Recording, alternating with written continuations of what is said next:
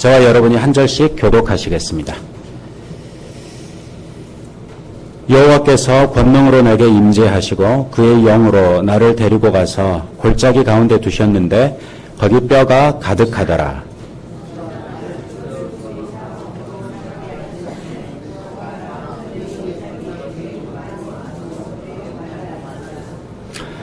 그가 내게 이르시되 인자야 이 뼈들이 능히 살 수 있겠느냐 하시기로 내가 대답하되 주 여호와여 주께서 아시나이다.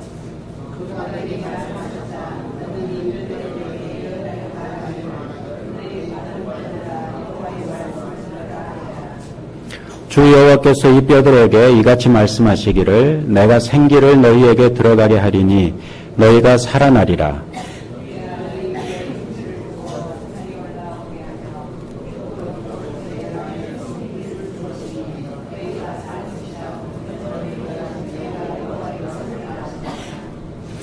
이에 내가 명령을 따라 대언하니 대언할 때에 소리가 나고 움직이며 이 뼈 저 뼈가 들어맞아 뼈들이 서로 연결되더라.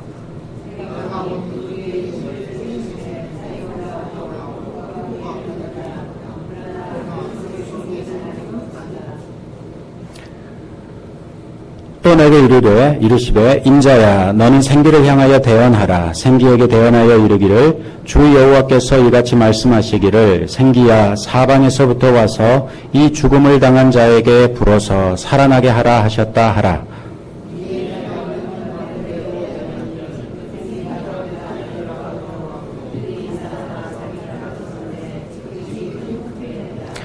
또 내게 이르시되 인자야 이 뼈들은 이스라엘 온 족속이라. 그들이 이르기를 우리의 뼈들이 말랐고 우리의 소망이 없어졌으니 우리는 다 멸절되었다 하느니라.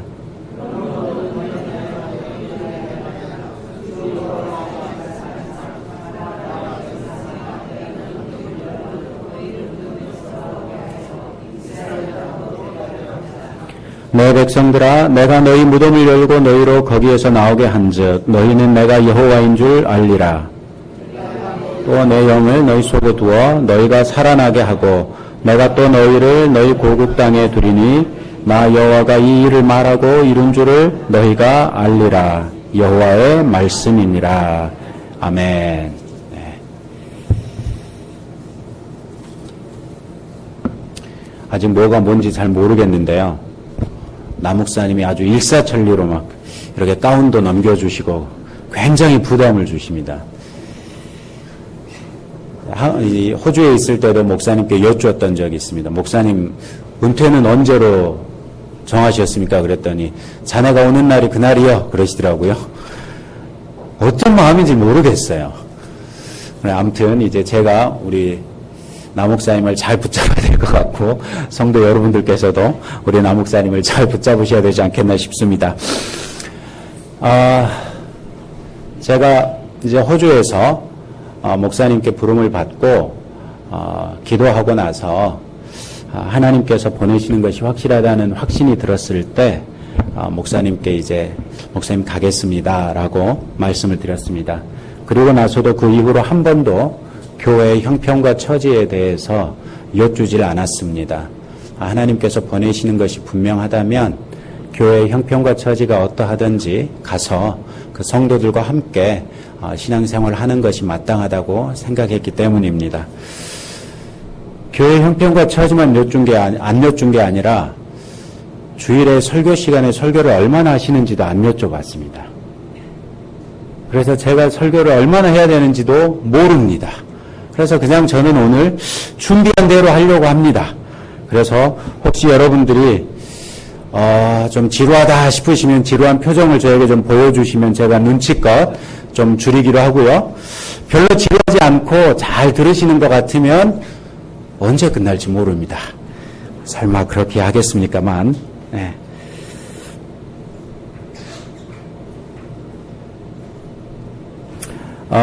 제가 참 좋아하는 말 중에 생동이라는 말이 있습니다. 이 생동이라는 말을 사전에서 찾아봤더니 생기 있게 살아 움직임 이런 뜻입니다. 생동이라는 단어를 생각하면 제일 먼저 떠오르는 이미지가 혹시 있습니까? 저는 분명한 이미지가 있는데요. 비가 온 다음에 연하디 연한 순이 이 대지를 뚫고 삐죽삐죽 올라오는 그림입니다. 연약하디 연약하기 그지없지만 그래도 그것이 생명이 있기 때문에 대지를 뚫고 올라올 수 있는 에너지가 그 안에 담겨져 있다는 것이지요. 이 생동이라는 단어를 생각할 때마다 생명은 그 자체로 상상을 초월하는 에너지를 담고 있구나라는 것을 자꾸 생각하게 됩니다. 그래서 제가 오랜 동안 고민하다가 이 목회 철학을 고민하는 과정에서 나는 목회 철학을 이렇게 잡아야겠다. 딱 두 가지를 잡았는데 하나는 자생력 있는 성도, 다른 하나는 생동케 하는 공동체 이렇게 잡았습니다. 그래서 우리 성도 한 분 한 분들이 하나님의 말씀에서 자생력 있는 성도로 세워져 나가고 또 그렇게 자생력 있는 성도들이 함께 모인 교회 공동체가 우리 주변의 모든 것들을, 우리의 삶을 포함한 우리 주변의 모든 것들을 생동하게 할 수 있는 교회라면 참 하나님께서 기뻐하시지 않겠는가. 그리고 그렇게 생동케 나가는 과정에 있는 우리 교회 역시도 행복하게 신앙생활할 수 있지 않겠는가 하는 그런 생각을 해서 자생력 있는 성도, 생동케 하는 교회, 이런 이 목회 철학을 가지고 많은 것들을 준비해 왔습니다. 이제 이러다 보니 오늘 이제 첫 예배 때 어떤 말씀으로 함께 은혜를 나누는 것이 좋겠는가 고민했을 때 굳이 오래 기다리지 말고 하나님께서 제게 주신 그것을 함께 나누자 하는 생각이 있어서 오늘 이 성경 구절을 가지고 생동케 하는 하나님의 말씀, 이런 제목으로 함께 은혜를 나누고자 합니다. 어떻습니까? 이제 2016년의 첫 달이 거의 끝났습니다. 다음 주일이면 1월의 마지막 주일이 되고 2월이 시작됩니다. 2016년의 첫 달을 보내시면서 여러분들이 한 달을 되돌아보시면 어떻습니까? 여러분의 삶은 생동감 있는 삶이었습니까? 아니면 그저 타성에 젖어서 습관적으로 진행되는 삶을 살고 계시는 그런 모습이었습니까? 혹시 2016년에 여러분의 삶이 생동하는 에너지가 가득한 한 해가 되기를 원하지 않으십니까? 그래서 여러분의 가정과 직장과 여러분의 인간관계 또 교회 등 이런 모든 것들을 딱 한 단어로 특징 지어볼 때 생동, 이런 단어가 생각날 수 있다면 2016년이 얼마나 멋진 인생이 되지 않겠습니까? 그래서 저는 오늘 이 성경 말씀을 통해서 2016년에 어떻게 하면 우리 인생이 생동할 수 있는지 그 비결을 배워보고자 합니다. 오늘 성경 보시면 하나님께서 에스겔에게 권능으로 임재하시고 또 그의 영으로 그를 데리고 가서 뼈가 가득한 골짜기 가운데에 두십니다. 가만히 생각해 보면 그렇게 기분 좋은 그림은 아닙니다. 한번 생각해 보십시오. 여러분이 에스겔이라고 생각해 보시고 그냥 일상생활을 하고 있는데 어느 날 갑자기 또 하나님께서 다가오시는 것입니다. 하나님께서 권능으로 임재하셨다. 원어로 보면 하나님의 손이 에스겔을 붙잡았다, 이렇게 말씀하고 있고요. 그 영으로 그를 데리고 갔다. 근데 이 영이라고 하는 이 히브리 원어가 바람으로도 해석이 되거든요. 그러다 보니까 하나님께서 하나님의 팔로 에스겔을 붙잡아가지고 바람이 실려가지고 어느 골짜기에 데리고 갔다. 이렇게 해석해도 틀린 바 없는 그런 말씀입니다. 한번 생각해 보십시오. 여러분이 에스겔인데 날마다 그냥 평상적이고 일상적인 생활을 하고 있는데 어느 날 갑자기 하나님의 손이 탁 와가지고 여러분을 잡아가지고 데리고 가는데 좀 청와대 이런 데 데리고 가면 얼마나 좋겠습니까만 골짜기 한가운데로 데리고 가는 겁니다. 여러분 골짜기라 그래서 뭐 남창계곡 이런 계곡을 생각하실 수도 없습니다. 왜요? 뼈가 가득한 골짜기입니다. 난 그런 데 한번 가보고 싶다. 그런 분 계신가요? 네, 그럴 줄 알았습니다. 저도 안 가보고 싶습니다. 뼈가 가득한 골짜기로 하나님께서 에스겔을 데리고 가십니다. 그러면서 그 뼈들을 여기저기 다 둘러보게 하시는데 뼈를 봤더니 바짝 말라 있는 것입니다. 여기서 바짝 말라 있다는 것은 죽은 지 너무나도 오래되었고 세파에 고스란히 노출되어 가지고 아주 바짝 말라서 생기가 전혀 없는 그런 의미입니다. 살래야 살 수 없는 뼈다귀들만 가득한 골짜기 가운데 그곳에 하나님께서 두셨다는 것입니다.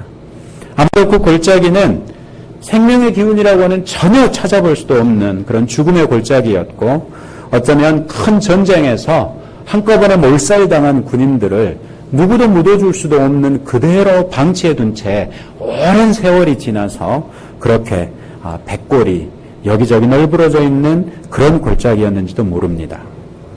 그런데 그런 뼈들을 보여주시면서 하나님께서 에스겔에게 이렇게 물으십니다. 인자야, 이 뼈들이 능히 살 수 있겠느냐? 자, 똑같은 질문을 하나님께서 여러분에게 하셨다면 여러분은 어떻게 답하실 수 있겠습니까? 바짝 난 뼈들을 보여주시면서 이 뼈가 살겠느냐? 하나님께서 보여주시면 여러분 뭐라고 답하시겠습니까? 대체로 성도들이 조용하시더라고요. 그러면 꼭 객관식을 해야 이제 답을 하시더라고요. 1. 살 수 있습니다. 라고 답하겠다. 하시는 분?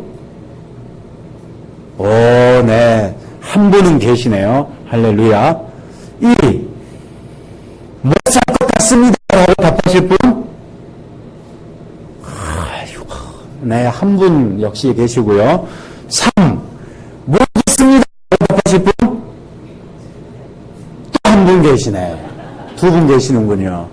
그럼 다수결로 모른다로 갈까요? 아마 하나님께서 저에게 물으셨다면 못 살 것 같은데요. 이렇게 답했을 것 같습니다. 살 수 없습니다. 전혀 살 수 없습니다. 라고 대답했을 것 같은데 에스겔 선지자는 주 여호와여 주께서 하시나이다. 라고 대답합니다.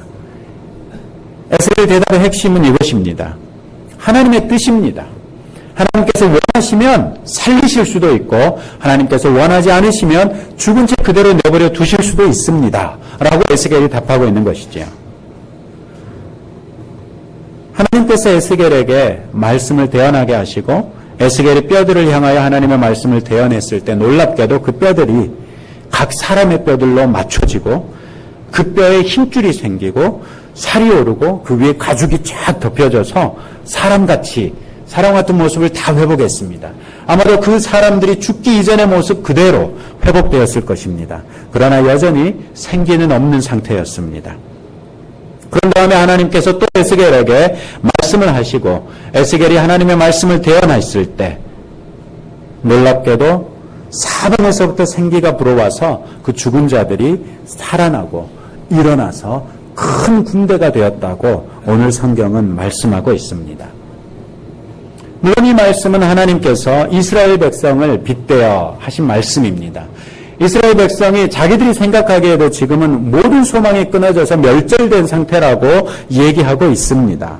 그런 상태에서 하나님께서 내가 너희를 회복하겠다라고 말씀하고 있는 것이죠. 여러분, 하나님께서 말씀하시면 그대로 이루어질 수 있다는 것을 믿는 여러분들이 되시면 좋겠습니다. 이스라엘 족속이 마른 뼈처럼 소망이 없어져 다 멸절됐는데 이제 하나님께서 이스라엘 백성을 회복시키겠다는 것입니다. 백성들이 문을 열고 거기에서 나오게 하시고 이스라엘 땅으로 들어가게 하시겠다는 것입니다. 또 이 모든 일을 분명히 이루실 터인데 이루시는 분이 여호와 하나님이시라는 것입니다. 이것이 오늘의 성경에서 말씀하고 있는 내용입니다. 그러면 이 성경에서 우리가 어떻게 하면 우리의 삶에 적용하면서 생동케 할 수 있는가 한번 생각해 보자는 것인데, 먼저 우리가 알아야 될 것은 하나님을 떠나서는 생동할 수 없다는 것입니다. 우리가 다 아는 바와 같이 하나님이 생명의 근원이시기 때문에 그렇습니다. 생명의 근원이신 하나님을 떠나서는 생명이 있는 채 할 수 없습니다. 그저 죽은 것에 지나지 않습니다. 우리들 주변에 수없이 많은 예수를 알지 못하는 사람들이 있으나 그들은 역시 죽은 것에 지나지 않습니다. 저희 여러분 역시도 예수님을 만나서 예수님을 믿음에 이르기 전까지는 그저 살아있었으나 죽은 것과 다를 바 없는 삶을 살고 있었을 뿐입니다. 우리도 알지 못하는 채 죽음을 향하여 전력 질주하고 있었던 것입니다. 요즘 세상들 사람들 보면 누구나 다 성공을 향해서 질주하고 있는데 그야말로 최선을 다하여 수고하고 애쓰는 분들을 보게 됩니다. 저는 그렇게 회사에서 성공하고 회사에서 진급하기 위해서 무리했다가 건강을 상하신 분들을 참 많이 보게 됐습니다. 그럼에도 불구하고 기사회생으로 살아나서도 역시 변함없이 그 성공을 향하여 질주해 나가는데 그칠 줄 모른다는 것입니다. 그런데 예수를 알지 못하고 질주해 나가면 그 종국이 어디입니까? 영원한 사망입니다. 그는 단 한 번도 영적으로 살아본 적 없이 생활하다가 영적으로 영원한 죽음으로 치달아가는 그 삶을 위하여 전력 투구하고 있다는 것입니다. 생명의 근원이신 여호와 하나님을 떠나서는 누구나 다 그렇게 생기가 있는 듯 보이나 실상은 죽은 것에 지나지 않는 발버둥을 칠 뿐이라는 것입니다. 오늘 성경 2절에서는 그 뼈들에 대해서 아주 말랐다라고 말씀하고 있는데 뼈가 이같이 된 이유가 무엇입니까? 한때는 살아서 움직이던 사람들이 그 백골이 되어서 전혀 생기라고는 느껴질 수 없는 그 상태로 놓여있게 된 것이 무엇 때문이냐는 말씀입니다. 이스라엘 백성이 그 백골같이 된 이유가 무엇입니까? 에스겔서 1장 2절에 보면 에스겔 선지자가 활동을 시작한 때가 여호야긴 왕이 사로잡힌 지 5년 그달 초 닷새다고 말씀하고 있습니다. 이때를 보면 기원전 592년, 593년 이 정도 됩니다. 이때는 이미 북왕국 이스라엘은 멸망당했고 유다가 멸망하기 직전인 상태인데요. 유다가 멸망당하기 직전에 중동의 정세는 매우 급박하게 요동칩니다. 특별히 바벨론과 애굽이 치거니 받거니 하면서 가운데 끼어있는 가나안 지역을 통과해 가면서 유린하고 있을 때입니다. 요시야 왕 때 종교개혁으로 인해서 잠깐 평안을 맛본 후에는 느부갓네살 왕이 등장하게 되고 바벨론이 애굽을 공격하고 애굽이 바벨론을 맞서치면서 가나안 땅은 그야말로 풍전등화 같은 그런 상황이 됩니다. 기원전 605년경에 바벨론이 애굽을 공격해서 이깁니다. 그러자 그 당시 유다에서 여호야김이라는 사람이 제일 빠르게 바벨론의 충성을 맹세하고 유다의 분봉왕이 됩니다. 그런데 불과 4년 뒤인 기원전 601년에 애굽이 바벨론을 이겨버립니다. 그러니까 이번에도 아주 발빨리 여호야김은 바벨론을 배반하고 애굽에 충성을 맹세합니다.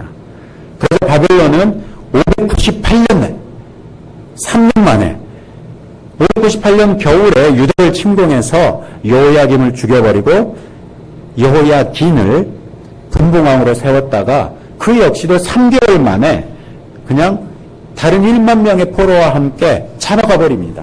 그리고 시드기야라는 사람을 유다의 왕으로 세웁니다.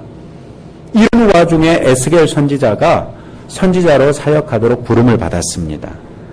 오늘 성경 11절에서 하나님께서 이스라엘의 처지를 이스라엘의 백성들의 입술을 통해서 진단하시기를 이 뼈들은 이스라엘 온 족속이라 그들이 이르기를 누가 이르기를 이스라엘 백성이 이르기를 우리의 뼈들이 말랐고 우리의 소망이 없어졌으니 우리는 다 멸절되었다. 이게 이스라엘 백성이 당시에 자기들을 바라보는 관점이었습니다. 이스라엘이 왜 그런 처지에 빠지게 되었습니까? 요시야 왕은 그 풍전등화와도 같은 상황에서도 여호와 하나님을 의지하고 종교개혁을 단행함으로써 하나님께서 잠시나마 그의 시대에는 평화를 주셨습니다. 그러나 그 이후에 여호야김도 심지어 시드기야조차도 하나님을 의지하지 않습니다. 그리고 당시의 강대국을 의지하고 이리 붙고 저리 붙고 하다가 이리 치이고 저리 치이면서 이스라엘은 처참한 최후를 맞게 됩니다. 이스라엘 백성이 마지막 과정에서조차도 하나님을 바라보지 못하고 하나님을 떠났다는 것입니다. 그들의 죄의 길에서 돌이키지 못하고 마지막 순간에조차도 하나님을 찾지 못하고 당시의 정세를 따라 바벨론에 붙었다, 애굽에 붙었다 하느라고 중심을 잃어버렸다는 것입니다. 하나님을 떠난 이스라엘 백성은 하나님의 생명으로부터 스스로 떠나서 생동하는 삶을 살 수 없고 그저 바짝 마른 뼈다귀에 지나지 않는 그런 상태가 되었다는 말씀입니다. 누구든지 그리스도 예수 안에 있는 성도라면 마땅히 그의 삶은 생동하는 에너지가 넘치는 것이 정상입니다. 예수 안에 있는 여러분들에게는 그 예수님 때문에 느껴지는 생동감이 있으십니까? 아멘. 감사합니다. 혹시 대답을 좀 약하게 하신 분들도 다음번에 비슷한 질문이 나오면 더 확실하게 대답할 수 있기를 소망합니다. 그리고 오늘 대답을 못하셨던 분들이라도 앞으로 우리 교회에서 신앙생활 하시는 중에 예수님 때문에 생동하는 삶을 꼭 경험하게 되시기를 소망합니다.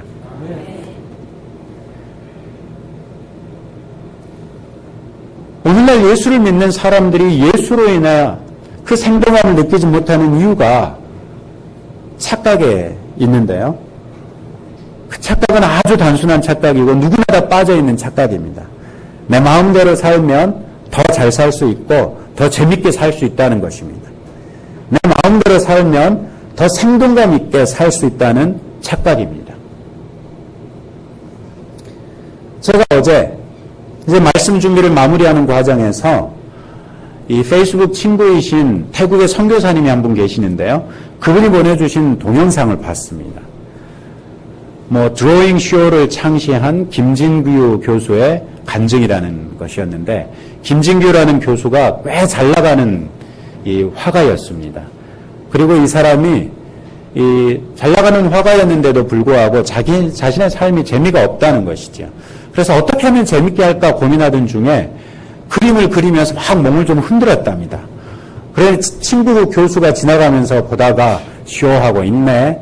그러고 지나가더라는 거예요. 근데 자기는 그 말을 딱 듣는 순간, 아, 그래. 쇼는 재밌는 거지. 그러면서 드로잉 쇼, 그래서 그림을 그리면서 쇼를 하는 것을 기획을 해서 자기가 그것으로 돌파구를 뚫어야겠다라고 생각했다는 것이죠. 그러다가 우여곡절 끝에 공황장애를 겪고 이 심장에 문제가 생겨가지고 심장마비가 돼서 거의 죽을 고비에 도달하게 되는 거죠. 그러나 그의 누나가 간절하게 기도를 하고 또 기도원으로 끌고 다니고 이런 과정에서 이 사람이 예수님을 인격적으로 만나는 사건을 경험하게 됩니다. 그리고 나서 사람이 변하는데 자기 팀원 가운데 한 사람이 덩치가 이렇게 큰 사람인데 불교인이 있었답니다. 그래서 그 덩치를 가지고도 절에 가서 3,000배 이렇게 하는 그런 열심 있는 사람이었는데 어느 날 보니까 그 사람이 검은 성경책을 들고 다니더라는 거예요. 그래서 왜 성경책을 가지고 다니냐고 물어봤더니 그 사람이 하는 말이 교수님 때문에 그런다는 거예요. 아니, 내가 뭐 어쨌길래. 그랬더니 교수님이 완전히 달라졌대요. 왜 달라졌냐고 그랬더니 첫째, 인간 김진규가 술을 안 마신다는 거예요. 자기 말로 그렇게 표현하는데요. 생수통 이렇게 큰 거 있잖아요. 15리터 생수통. 거기에 3분의 2 정도 술을 채워놓고 아예 끌어안고 마셨다네요. 그런 정도로 술을 좋아했던 사람인데 예수님을 만나고 난 다음에는 술을 딱 끊더라는 것이에요. 김진구 교수 말이 이것입니다. 지금도 술을 안 마시는데 술을 안 마시고도 재밌게 살 수 있다는 걸 이미 알게 됐는데 왜 내가 또 술을 마셔야 되겠느냐는 것입니다. 그리스도를 만나면 내가 그 이전에 재밌게 생각했던 것들 안에 있는 이 재미가 솟구쳐 오르는데 그 재미 때문에 그 기쁨 때문에 내가 생동감 있게 살 수 있는데 내가 때문에 세상 것들을 여전히 집착하고 붙들고 사느냐는 것입니다. 여러분, 이런 고백이 여러분들 가운데서도 나오기를 바랍니다. 아멘. 반드시 그렇게 될 길을 소망합니다. 아멘. 사람들은 내 마음대로 살면 더 잘 살고 더 재밌게 살 수 있다. 내 마음대로 살면 더 생동감 있게 살 수 있다. 내가 내 마음대로 살면 더 존재감을 믿고 살 수 있다고 착각하는데 실상은 우리에게 생명을 준 분이 여호와 하나님이시기 때문에 그 하나님과 동행할 때, 그 하나님의 임재 가운데 살 때 우리가 생동감을 느낄 수 있고 존재감을 느낄 수 있고 행복감을 느낄 수 있다는 것입니다. 요한복음 15장 11절에 이런 말씀이 있습니다. 내가 이것을 너희에게 이름은 내 기쁨이 너희 안에 있어 너희 기쁨을 충만하게 하려 함이라. 여러분, 생동하는 삶의 가장 두드러진 표징은 기쁨이라고 할 수 있습니다. 누구든지 사람의 표정을 보았을 때 그분의 얼굴에서 기쁨을 찾을 수 있다면 이분은 참 생동감 있게 사시는 분이구나, 이런 생각을 할 수 있지 않겠습니까? 예수 그리스도의 복음이 우리에게 주어진 것이 하나님의 기쁨이 우리 안에 있어서 우리의 기쁨을 충만하게 오늘 주제로 끌고 오자면 생동감 있게 살게 하기 위해서라는 말씀입니다. 우리가 생동감 있는 삶을 살기 위해서는 오직 하나님의 말씀을 붙들어야만 합니다. 하나님의 말씀으로만 생동케 될 수 있기 때문에 그렇습니다. 우리는 누구나 다 압니다. 하나님의 말씀은 하나님의 능력이라는 것을. 오늘 성경에서 마른 뼈들이 다시 살아 군대가 되는 것이 여호와 하나님의 말씀과 그분의 영 곧 성령으로서 가능하게 되는 것을 봅니다. 하나님께서 에스겔을 통해서 말씀을 대언케 하시고 성령의 바람으로 생기를 불어넣어 마른 뼈들을 살리십니다.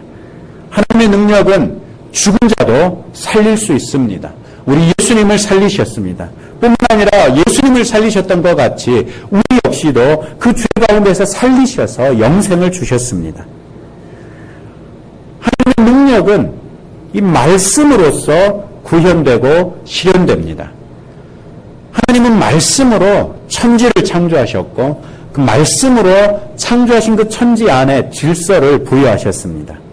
그래서 하나님의 말씀은 하나님의 능력의 통로가 됩니다. 그렇기 때문에 성도라면 마땅히 하나님의 말씀을 늘 가까이 해야 합니다. 저희가 이제 지난 21일에 저희 자녀들을 이제 저희 둘째와 셋째를 호주에 남겨두고 올 수밖에 없었습니다. 저희 둘째는 호주에서 이 기독교인들 사이에는 좀 알려져 있는, 그러나 그닥 좋은 학교는 아닌데요. 힐송 처치에서 하는 이 학교에서 TV 미디어 이걸 전공하느라고 첫 학기를 이제 막 마쳤습니다. 그런데 그 아이를 다시 데리고 와서 한국에서 그 수능을 준비해가지고 대학을 다시 들어가라 이렇게 하기는 너무나 미안해서 저희가 두고 올 수밖에 없었고, 저희 막내가 하필이면 금년에 고3입니다. 그런데 그 녀석을 또 데리고 와서 한국식으로 또다시 수능을 준비해서 한국에서 대학을 가라 하자니 부모로서 차마 할 수가 없어서 저희가 둘째와 셋째를 남겨놓고 왔습니다. 둘째와 셋째를 남겨놓고 오면서 마지막으로 우리가 가정예배를 드릴 때 하나님께서 저희 가정에게 주신 말씀이 여호수아 1장 7절로 9절까지 말씀입니다. 여호수아 1장 7절로 9절까지 말씀 이렇습니다. 오직 강하고 극히 담대하여 나의 종 모세가 내게 명령한 그 율법을 다 지켜 행하고 우나 좌로나 치우치지 말라. 그리하면 어디로 가든지 형통하리니 이 율법책을 내 입에서 떠나지 말게 하며 주야로 그것을 묵상하여 그 안에 기록된 대로 다 지켜 행하라. 그리하면 내 길이 평탄하게 될 것이며 내가 형통하리라. 내가 내게 명령한 것이 아니냐. 강하고 담대하라. 두려워하지 말며 놀라지 말라. 내가 어디로 가든지 내 하나님 여호와가 너와 함께 하느니라 하시니라. 우리 가정에게 주신 말씀일 뿐만 아니라 이 자리에 계신 여러분들에게도 함께 주신 말씀으로 받기 원합니다.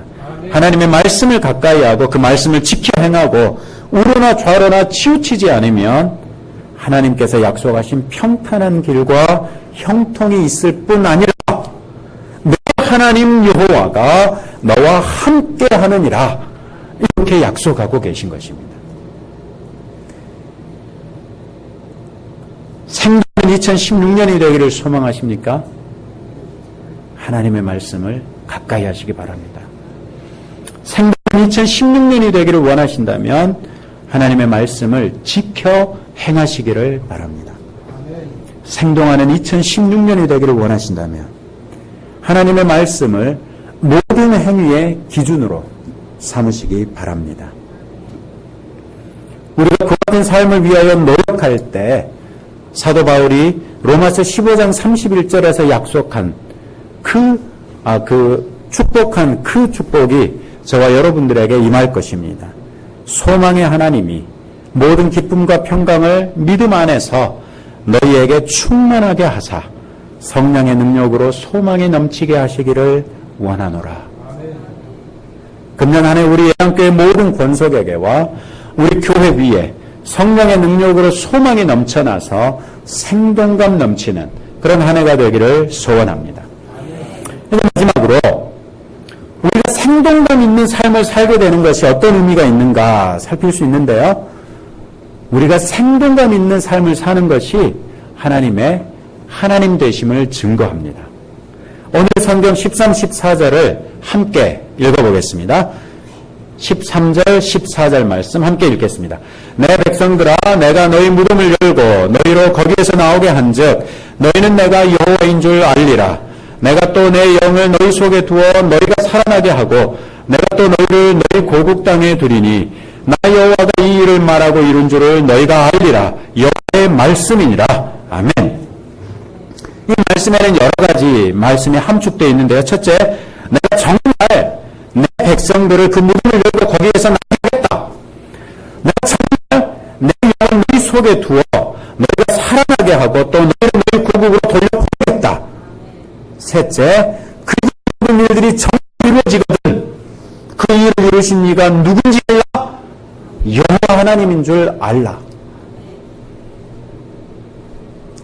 한 가지 주목해야 될 사실은 13, 14절은 하나님의 언약관계 안에 선포된 말씀이라는 것입니다. 이스라엘 백성들을 하나님께서 내 백성들 이렇게 부르고 계시고 하나님이 하나님 자신을 가리켜 언약관계를 기억시키는 하나님의 이름인 여호와로 말씀하고 있다는 것입니다. 이스라엘이 아브라함과 하나님께서 맺으신 언약 때문에 하나님의 백성이라는 신분이 되었기 때문에 하나님께서 그들을 책임지시고 회복시키시고 그들의 나라로 들여보내시겠다는 것입니다. 우리 역시 예수 그리스도께서 십자가에서 흘리신 피로써 구속한 영원한 언약 백성이 되었습니다. 그렇기에 이스라엘 백성에게 하신 약속이 저와 여러분들에게도 오늘날 고스란히 적용될 수 있는 것입니다.